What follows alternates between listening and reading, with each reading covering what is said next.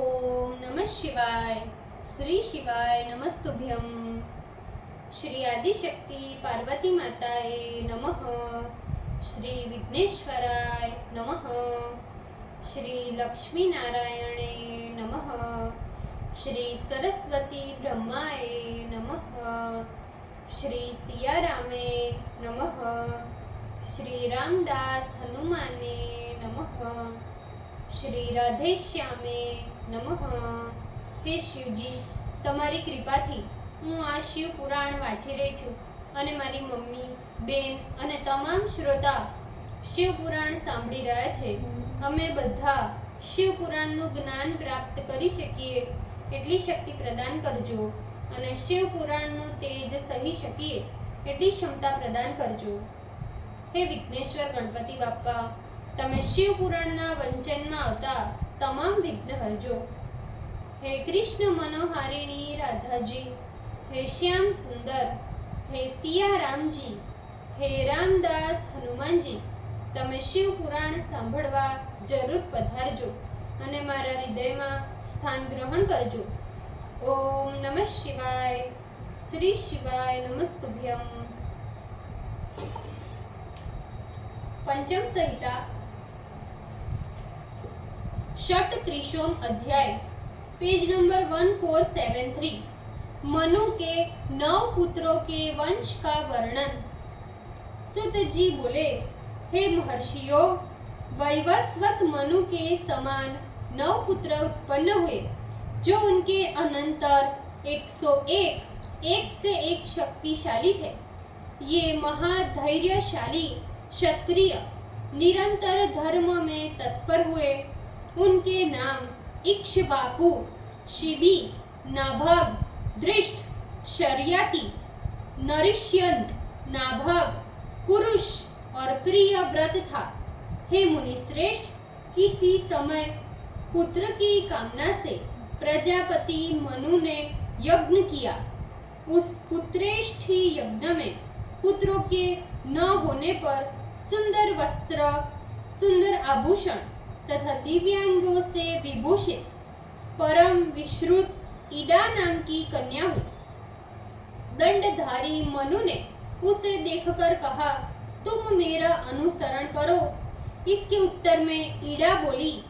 पुत्र की कामना करने वाले प्रजापति मनु से ईडा धर्मयुक्त वचन बोली, हे वक्ताओं में श्रेष्ठ, मैं मित्रा वरुण के अंश से उत्पन्न हुई हूँ। मैं उन्हीं के पास जाऊंगी। मेरी रुचि इस प्रकार के अधर्म में नहीं। ऐसा कहकर वह सती मित्रा वरुण के पास जाकर हाथ जोड़ बोली, हे महामुने, मैं मनु के यज्ञ में तुम्हारे अंश से उत्पन्न हुई हूँ, इसलिए तुम दोनों के समीप आई हूँ। बताओ मैं क्या करूँ।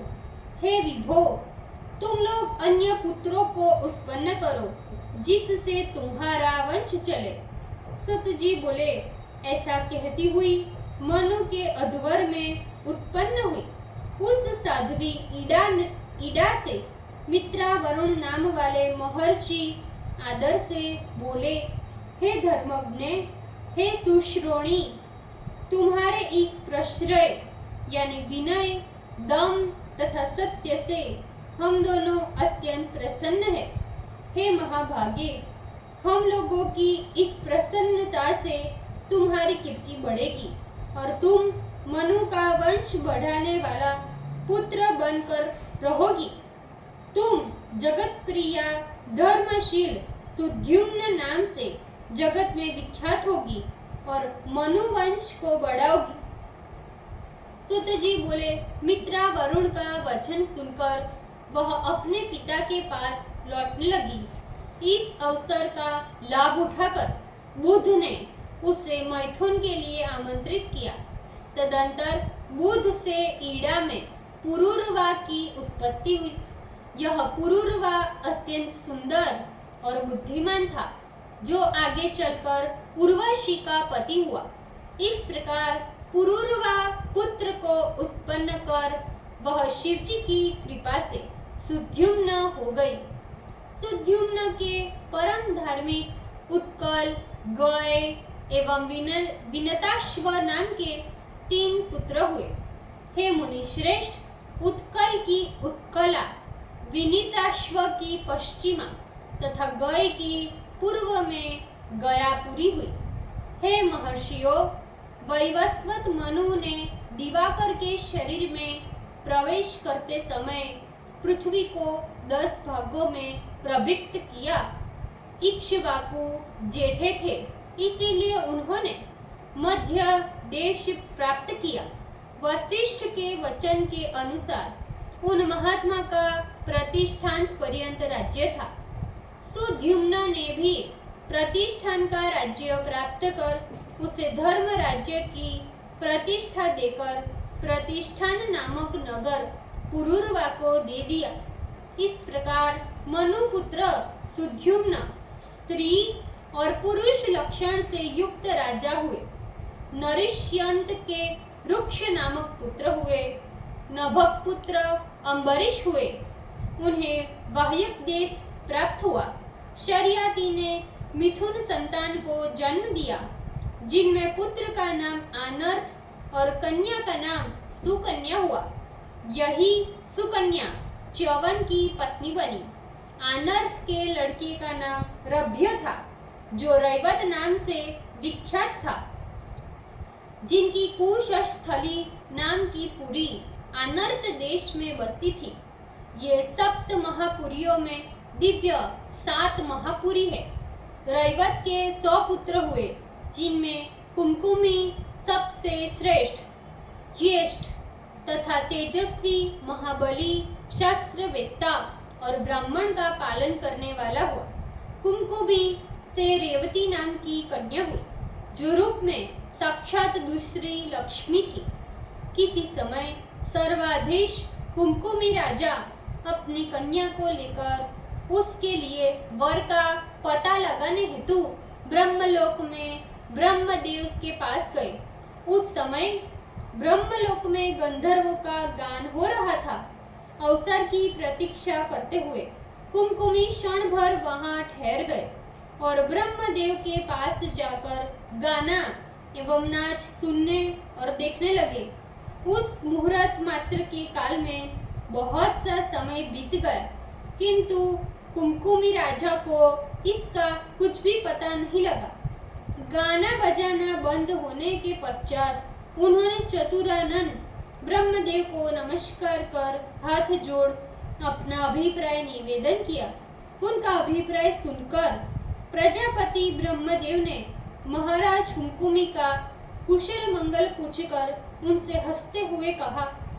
ब्रह्मा जी बोले, हे रैभ्यसूत राजन, मेरी बात प्रेम से सुनो। मैं सत्य कहता हूँ। तुम जिस वर को हृदय से चाहते थे, उस वर को काल ने हरण कर लिया। पृथ्वी पर अब उनके गोत्र में भी कोई भी नहीं रहा, क्योंकि काल सर्वभक्षक है। हे राजन, पुण्य जनों यानी गंधर्वों एवं राक्षसों ने तुम्हारी पुरी भी नष्ट कर दी। 28वें द्वापर में श्री कृष्ण ने पुनः उसका निर्माण कराया है। अब उसका नाम द्वारावती है। इसमें अनेक बड़े बड़े द्वार है। इस मनोहर गुप्तपुरी को वासुदेव आदि भोज, अंधक एवं वृष्टिवंशियों ने बनाया है। हे राजन, अब प्रसन्नता पूर्वक वहीं चले जाओ और अपनी इस रेवती कन्या को बलदेव को प्रदान करो। सुत जी बोले, ब्रह्मदेव की इस आज्ञा को प्राप्त कर वह राजा कुमकुमी ब्रह्मदेव को नमस्कार कर अपनी कन्या को लेकर द्वारावती चले आए और बहुत युग बीत जान कन्या के साथ परम विस्मय को प्राप्त हुए। फिर उन्होंने अपनी रेवती नाम की युवती कन्या को विधि विधान पूर्वक श्री कृष्ण के जेठे भाई बलराम को प्रदान की और स्वयं मेरु के दिव्य शिखर पर जाकर तपस्या में निरत हो शिवराधन करने लगे। ऋषियों ने पूछा, हे सुत, राजा कुमकुमी बहुत युगों तक ब्रह्मलोक में स्थित रहे, किंतु कन्या युवती ही रहकर मृत्युलोक को प्राप्त हुई। ये तो महान संचय की बात है। सुत जी बोले, हे मुनीश्वरों, ब्रह्मदेव के समीप ब्रह्मलोक में जरा, क्षुधा, प्यास आदि विकार एवं अकाल मृत्यु आदि किसी को भी कुछ नहीं होता। इस कारण वह राजा तथा कन्या जरा एवं मृत्यु को प्राप्त नहीं हुए और अपनी कन्या के लिए वर खोजकर युवा ही लौट आए और श्री कृष्ण द्वारा निर्मित मनोहर द्वारिकापुरी में जाकर अपनी कन्या का विवाह बलराम के साथ किया। अनंतर उन महाप्रभु बलराम के 100 पुत्र हुए। श्री कृष्ण के भी अनेक स्त्रियों में बहुत से पुत्र हुए। उन दोनों महात्माओं का महान वंश विस्तार हुआ और उनके वंशज धर्मात्मा क्षत्रिय प्रसन्न होकर अनेक दिशाओं में चले गए। हे द्विजो, इस प्रकार शर्याति के वंश का वर्णन किया। अब और मनुपुत्रों के वंश का वर्णन मैं संक्षेप में करता हूँ, आप लोग आदर पूर्वक सुनिए। दिष्ट के पुत्र नाभाग हुए, वे ब्राह्मणत्व को प्राप्त हुए। उन्होंने अपने क्षत्रिय वंश का स्थापन किया और स्वयं ब्राह्मण कर्म से युक्त हुए। दृष्ट के पुत्र द्रष्टर्य हुए, वे भी पृथ्वी पर प्रायः ब्राह्मणत्व को ही प्राप्त हुए। कारुष के पुत्र कारुष क्षत्रिय हुए, जो युद्ध में सर्वदा मदमत रहते थे। मनुपुत्र नृग विशेष रूप से महादानी थे। वे अनेक प्रकार की संपत्तियों को तथा गौओं को ब्राह्मणों के निमित्त दान करते थे। वे गोदान के, अदला बदली के, श्राप एवं बुद्धि के विपर्य से गिरगिट योनि में प्रकट हुए। उनका उद्धार बाद में श्री कृष्ण ने किया। उन नृग को प्रयाति नामक एक पुत्र हुआ, जो बड़ा धर्मात्मा था। ऐसा मैंने व्यास जी से सुना था, वह सब मैंने संक्षेप में कह दिया। वृषघ्न को वशिष्ठ ने गोपालन कर्म में नियुक्त किया। वे वीरासन का व्रत लेकर बड़ी सावधानी से रात्रि में गोपालन करने लगे। किसी समय गायों की हिंसा करने के लिए कोई बलवान सिंह गोष्ठ में घुस गया। गायों के क्रंदन का शब्द सुन वृषध्र जागकर हाथ में तलवार ले उसको मारने के लिए दौड़े। रात्रि में उन्होंने शेर के भ्रम में किसी गाय का सिर काट दिया। इधर व्याघ्र भी खड्ग धारण किए वृषध्र को देखकर भयभीत हो वन की ओर भाग गया। व्याघ्र को मरा जान अपने स्थान को लौट आए। उस रात्रि में वर्षा वात आदि से बुद्धि के नष्ट हो जाने के कारण भ्रम में पड़ गए थे।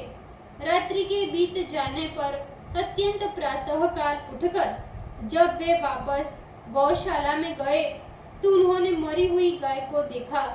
व्याघ्र का कहीं पता तक नहीं था। यह देख बड़े दुखी हुए। इस वृतांत को सुनकर गुरु वशिष्ठ ने उन्हें श्राप दिया कि तू शूद्र हो जा, क्षत्रिय की योग्यता तुझ में नहीं। इस प्रकार कुलाचार्य गुरु वशिष्ठ ने जब उसे श्राप दे दिया तो वह नगर से निकालकर घोर वन में चला गया।